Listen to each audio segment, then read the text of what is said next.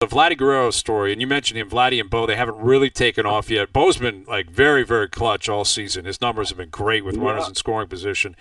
And Vladdy, last night's a great example of what we keep talking about up here. He had 3 singles. You know his approach at the plate is going to be very professional. He's going to work the count. He's going to force you to get him out. Yet, he's got 13 home runs on the year, and he had a great opportunity early in the game last night. Bases loaded. He goes and chases a pitch. And, I'm curious how you evaluate Vladdy, from your perspective as a baseball player.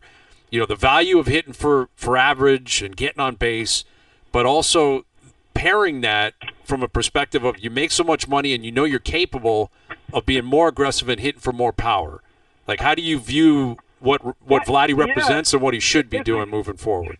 Yeah, it's a great question, and honestly, I'm gonna give you my opinion, and there's a lot of different ways you can look at it. But one way I look at it is a couple ways guys can go and they get that much money. They can either check out, they can get really complacent, and I call it the cool really sets in, right? Instead of leaving the cool shit at the door before you come in the room. Yep.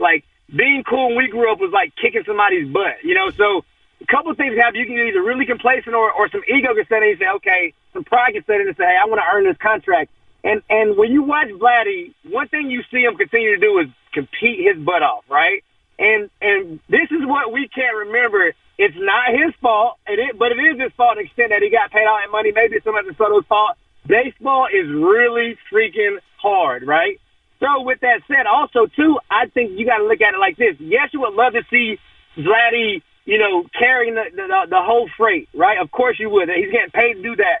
But the position that they're in, I need Vladdy. One, we need to get to October, and then that's when I need all that money to show up, right? Now we're in a point where you got your money. That's fine. Now we do need you to do some things that's going to help us get into October.